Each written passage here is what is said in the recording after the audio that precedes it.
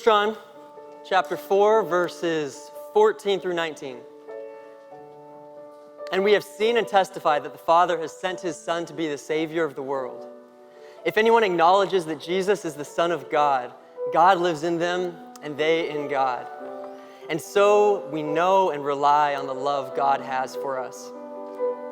God is love. Whoever lives in love lives in God and God in them. This is how love is made complete among us, so that we will have confidence on the day of judgment. In this world, we are like Jesus. There is no fear in love, but perfect love drives out fear, because fear has to do with punishment. The one who fears is not made perfect in love. We love because he first loved us. The word of the Lord.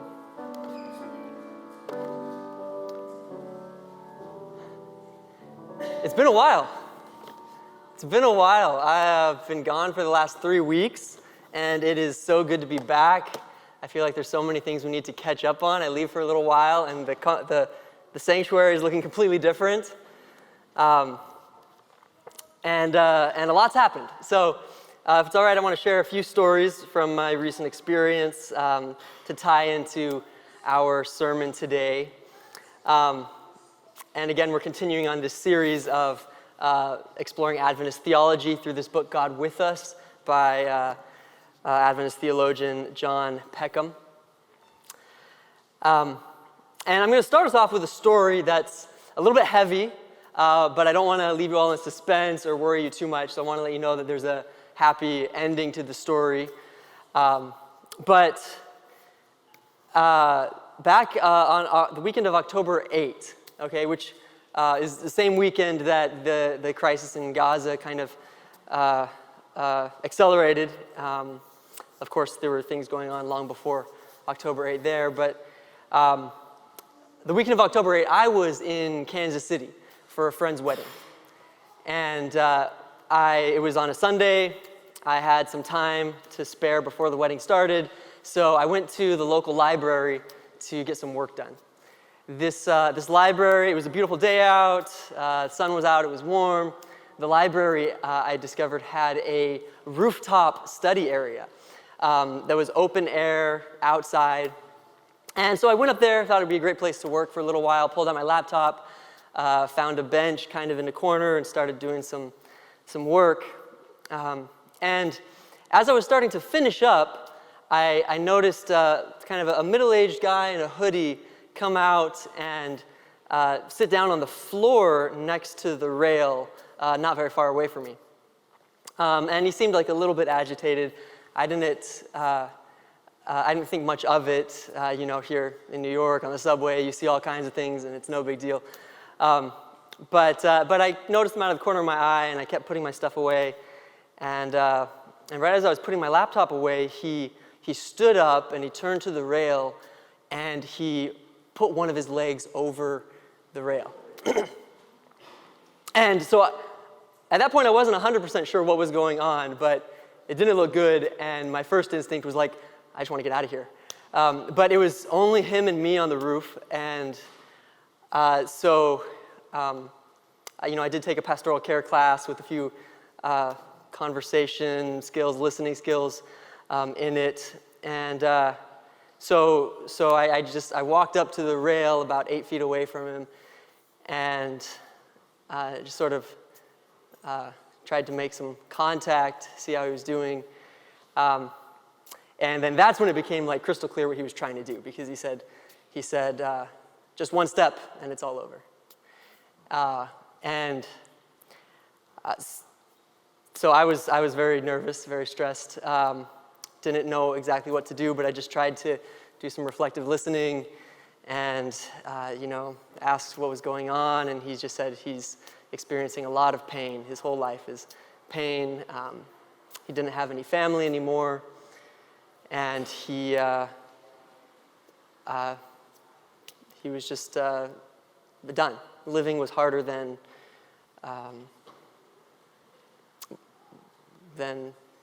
the alternative. And it was, we spent a few minutes there me just trying to get from him what's really going on in his life, and to try to remind him of anything beautiful in his life. And it was at that point that I was kind of relieved.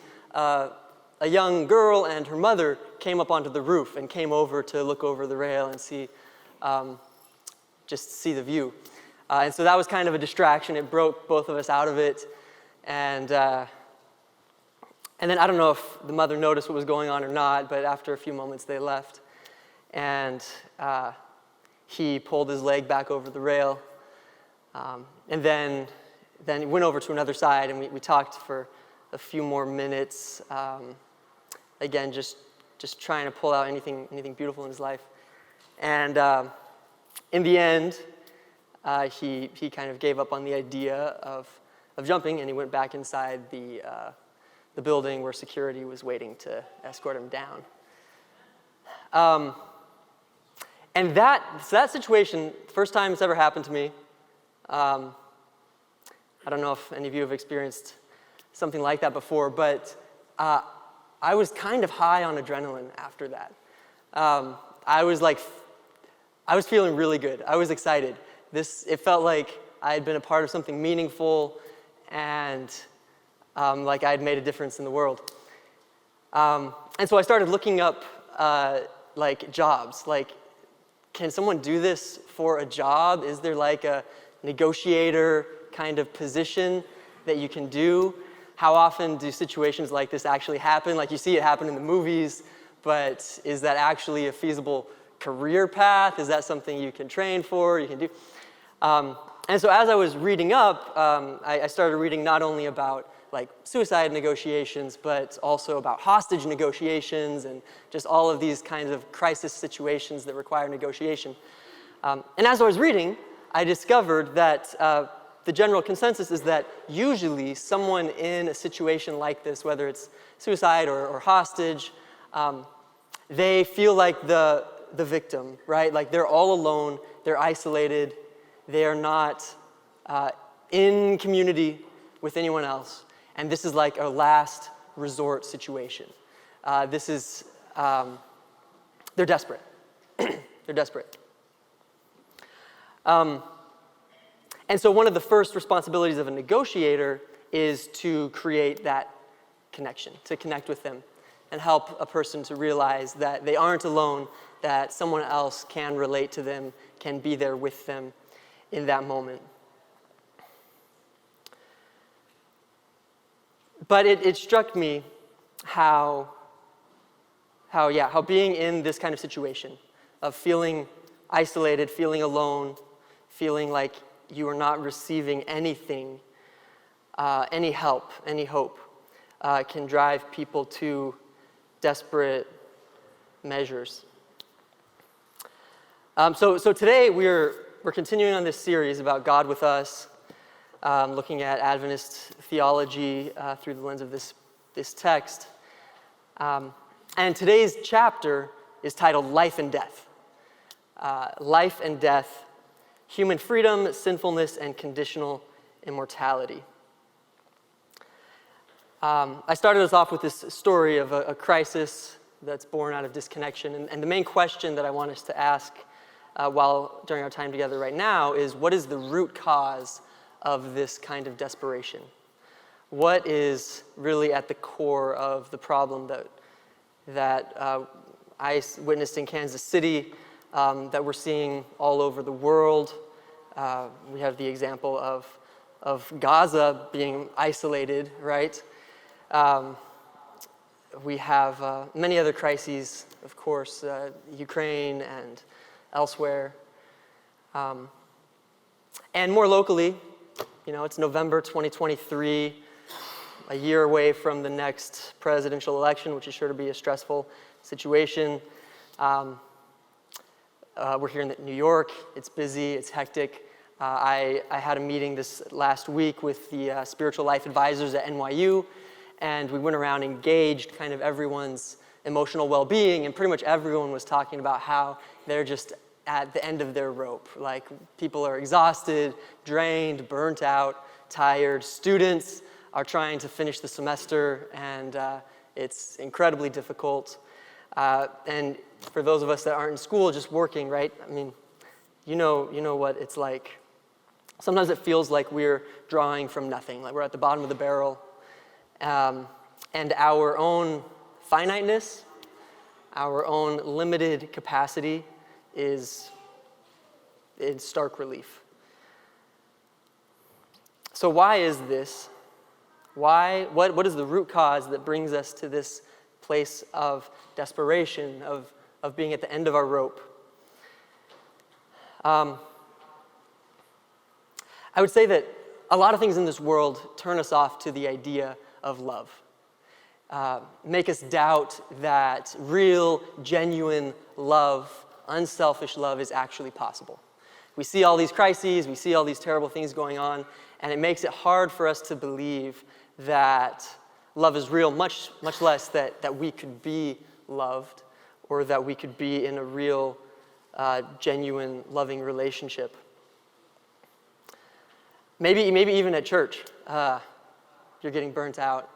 I know here we have tons of volunteer needs. So many of you are helping out, volunteering, and maybe you're feeling like you can't do that much more. Maybe you're also seeing things in church, locally or globally, that are just like values you don't really agree with, or things that you wish were happening differently, and it feels like I'm about ready to unplug from this whole church situation. Or maybe you're personally affected by one of these crises. We have Palestinians and Jews in this very congregation.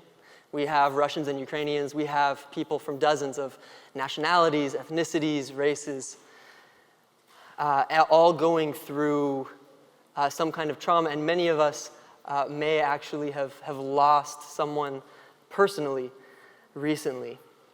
And I know this is a beautiful community, and most, if not all of us, believe that the loss for one of us is a loss for all of us.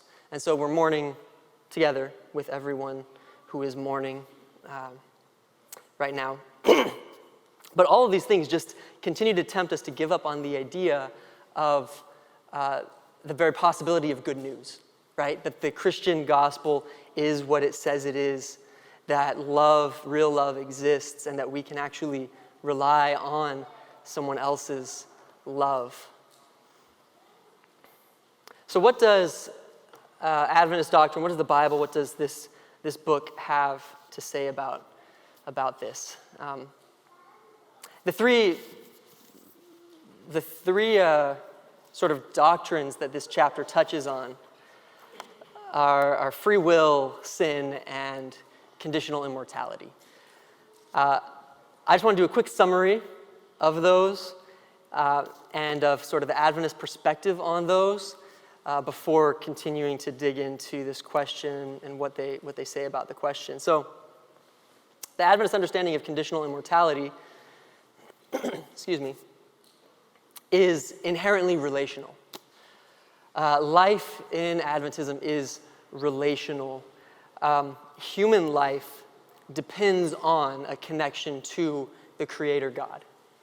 Without that connection, life eventually ends completely. In Adventism, there isn't this idea that the soul goes on forever independently, no matter its connection to God. In Adventism, the idea is that without that connection to God, everything dies. And that's sort of the idea of conditional immortality. Being cut off from God means the end of life. Regarding free will, Adventism is a religion of consent, a framing that I really appreciate. But it's just the idea that humans do have a choice in the process. You know, some Christian backgrounds focus on God's role, sometimes to the exclusion of the human side, and others focus on the human side, sometimes, and this is a heresy and not so common in most Christian circles, but sometimes to the exclusion of like any help from God. Adventists try to combine both, right? Like we need divine aid, but human choice is still a key part of that process. And so since life is inherently relational, and without God, life ends. And since humans have a choice in the process, that affects our understanding of sin being whatever works toward the end of life, towards ending, stopping life, right? Which in our context means injuring, harming, damaging relationship. Sin is anything that harms relationship, anything that causes relational injustice, you could say. Now, we often say, and this sermon is going to be kind of simple, but we often say that like the solution to this is love, right? Like the solution to the sin problem, the guiding ethic of Christianity is love, to be in loving relationship with God and with our human family. And that's not wrong. But when I was reading this book, Peckham impressed me with a particular perspective on this that I hadn't focused on enough, I think. When we're asking what really drives us to this kind of despair that is like the root of all of our problems, the answer is love, but I think I want to focus on a nuanced version of that. In this chapter, Peckham writes, humans can reject God's love, but to reject God's love itself is evil. He goes on, he says, sin separates us from God, repelling love and fracturing relationships. So I want you to focus on this right now. These words, rejecting love, repelling love. The point that Peckham is making here is that the starting point of the gospel, the starting point of any life and growth and thriving is not giving love when it comes to us. It's actually receiving love. Receiving love from God and from each other. And the root problem that drives us to desperation, that drives us to feel alone, that drives us to isolation, that fuels our self-destructive tendencies, whatever they may be, all comes back to whether or not we are willing to receive love from someone else. Peckham goes on. He writes, after the flood, humans rebelled and rejected God's promises at Babel. And then he cites Romans 5, saying, those who receive the abundance of grace and of the gift of righteousness. The point of the gospel that Peckham is highlighting here, and that is just blowing my mind, is the point of the gospel is to teach us how to receive love from God. When we're in a world that is continually trying to persuade us that love does not exist, that there is no such thing as love, and that we have to depend on ourselves and rely on ourselves for everything, we remind ourselves of the gospel story because it is a beautiful, clear example of relying on someone else, receiving love from God for no merit or wisdom or strength of our own. Going back to the key text, 1 John 4:19, we love because he first loved us. In fact, I want to read more of this same passage again, 1 John 4:14 through 19. In 14, it's saying, we have seen and testify that the Father has sent his Son to be the Savior of the world. We've seen it. We testify. If we acknowledge that Jesus is the Son of God, God lives in us. And so we know and rely on the love God has for us.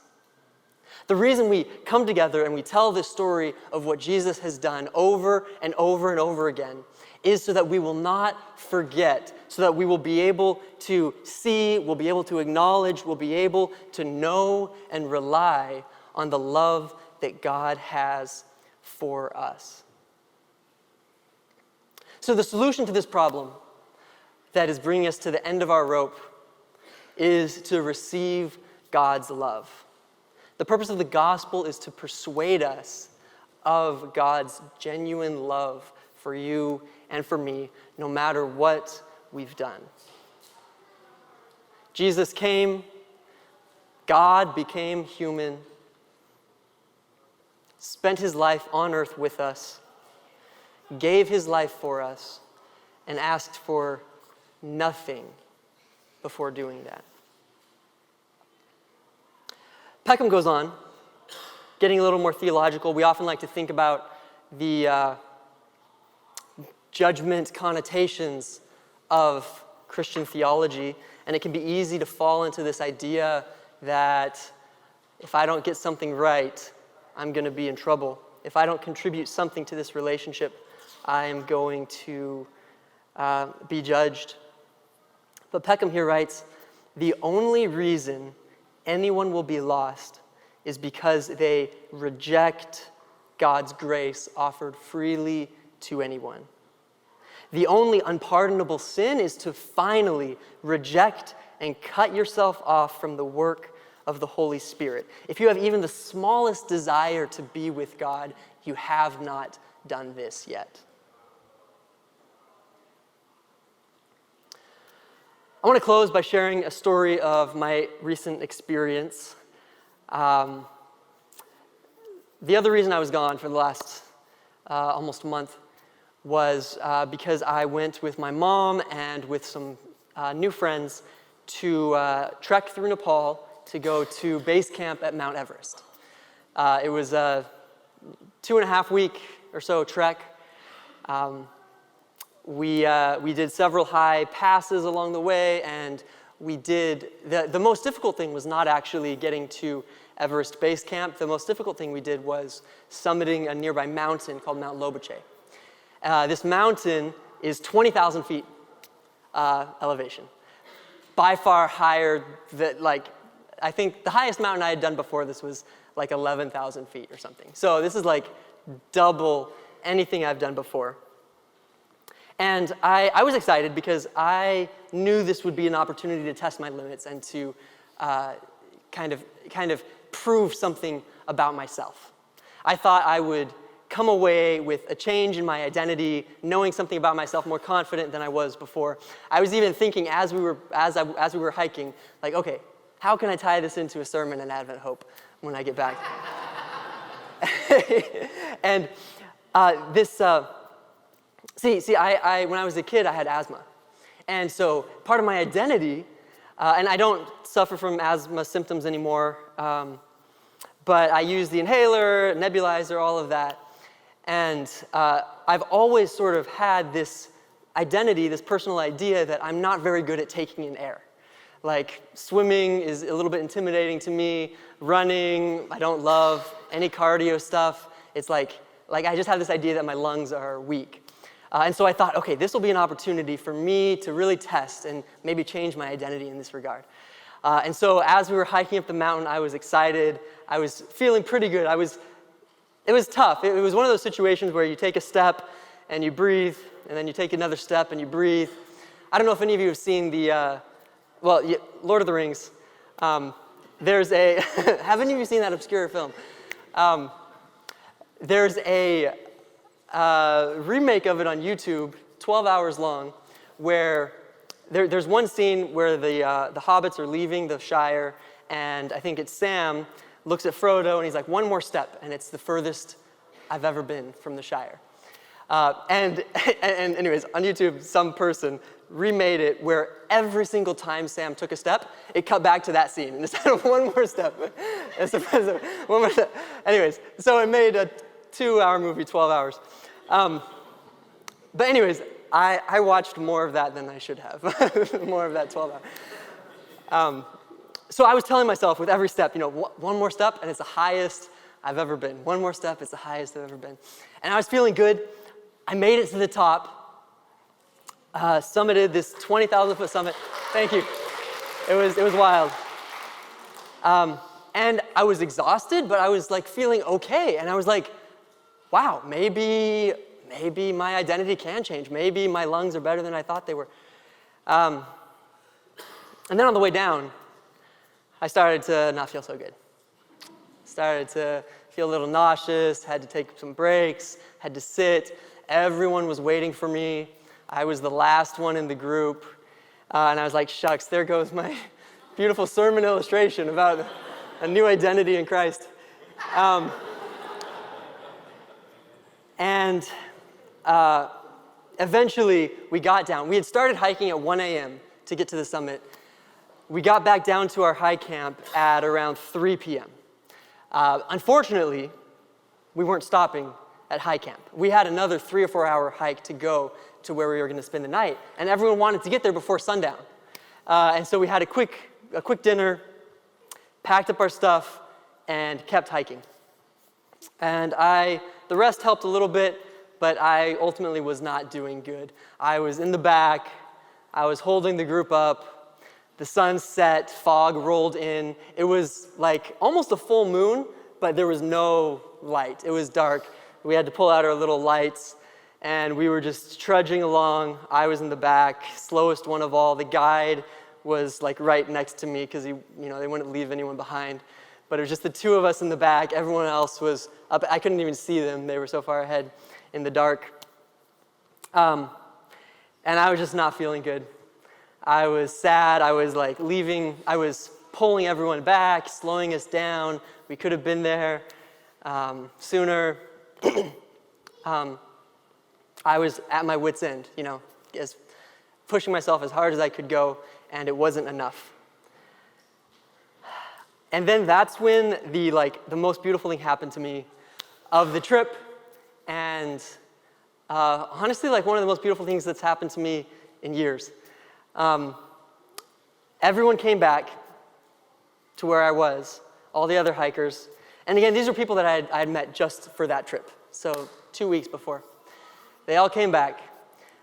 One of them offered to carry my backpack.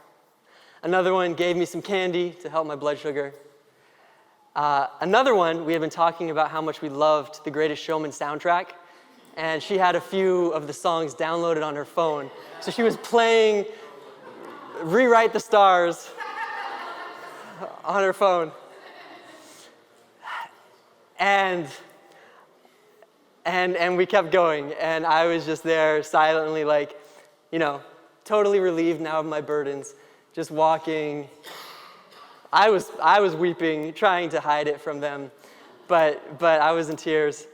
And I couldn't hide it well. We were using these hand warmers in our gloves, and I had some cheap ones that have charcoal in them, and it gets on your hands. And so I was wiping my tear, and I was just charcoal all over my face. And like that, for the last half hour or so of the hike, we made it finally to the site where we were resting and spending the night. To me, that is the perfect example of the gospel, of our role as a church, and of what God is doing for us. When we're at our wit's end, when we feel like we're drawing from an empty barrel, we don't have anything to keep us going, God is there ready to give us more love, if we'll only receive. When people around us are in that situation, and maybe we have a little more energy, we can be the ones that God is pouring that love through. To me, this story is kind of the full circle of the Christian faith, from the baby stages where you just need to receive God's love, to recognize God's love, to receive love from other people, to maybe some of the more mature or just fully grown stages where you can give back and love. We're all going through pain, suffering. Sometimes it's hard to believe love is possible, especially if you're in a situation where you're not experiencing it, you're not receiving it. And I don't want to pile burdens on anyone, but sometimes we like to do things. We like to have a task. And if you want a task, then I think this is the most worthy one, to pour love back into other people, whether it's in personal relationships or through public action. Cornel West says, justice is what love looks like in public. But no matter what we're doing, no matter how you're loving the people around you, no matter how you are giving back, the ultimate point of the gospel is to just continually remind us that God started it all by loving us first. The point of the gospel is to help us believe and learn how to receive love. As 1 John 4:19 says, we love because he first loved us.